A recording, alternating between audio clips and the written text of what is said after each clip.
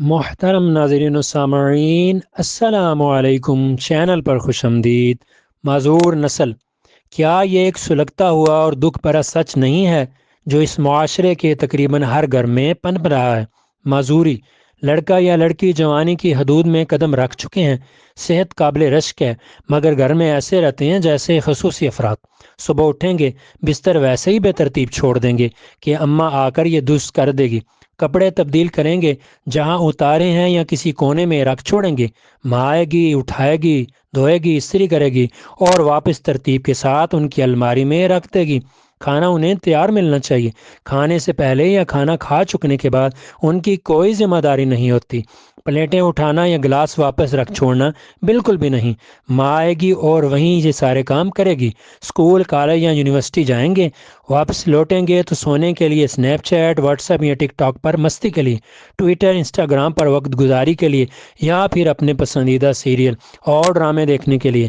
کھانا وہیں بیٹھے منگوائیں گے، فقط لقمے کے لیے ہاتھ بڑھانا یا اسے نگلنا ان کا کام ہوگا۔ اس کے لیے بھی ان کا شکریہ، کیونکہ اس کے بعد انہوں نے ٹی وی یا لیپ ٹاپ یا آئی پیڈ پر دوبارہ جہاد کے لیے واپس جانا ہوگا۔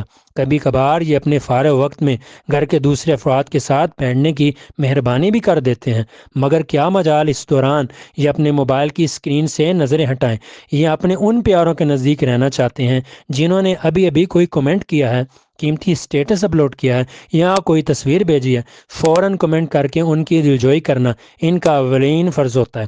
اور یہ والے صاحبان، گھر میں بھلے کوئی انتہائی چھوٹا سا کام ہی کیوں نہ ہو، وہ کوئی ذمہ داری لینے کو تیار نہیں ہوتے، اپنی جگہ پر گند مچا کر اٹھ جاتے ہیں۔ کھانا پسند نہ آئے تو ناراض ہونا اپنا فرض اولین سمجھتے ہیں۔ گھر میں کوئی قابل مرمت کام یا قابل تبدیل چیز دیکھ بھی لیں تو انجان بن کر گزر جاتے ہیں، کیونکہ یہ ذمہ داری تو باپ کی ہوتی ہے۔ صفائی ستھرائی یا ترتیب ماں کی ذمہ داری ہوتی ہے۔ بدقسمتی کی بات یہ ہے کہ یہ دل سوز منظر تقریباً ہر گھر میں دیکھا جا سکتا ہے۔ ان سب وجوہات کی بنا پر ہم برملا یہ کہہ سکتے ہیں کہ تمام اعضاء صحیح سلامت ہونے کے باوجود بھی ہم ایک معذور نسل پروان چڑھا رہے ہیں۔ جی ہاں، بالکل ایک معذور نسل۔ خیر سے ہماری تیار نسل کے تصرفات دیکھیں تو لگتا ہے یہ اس گھر میں مہمان ہے، نہ کوئی تعاون کرنے والا، نہ ہی کسی کام میں مدد کرنے والا، نہ کوئی اپنے طرف کی کوئی ذمہ داری اٹھانے والے۔ پرائمری اسکول سے لے کے کالج، یونیورسٹی تک، بلکہ نوکری لگ جانے کے بعد بھی وہ اپنے والدین کے گھر میں مہمان بن کے رہتے ہیں۔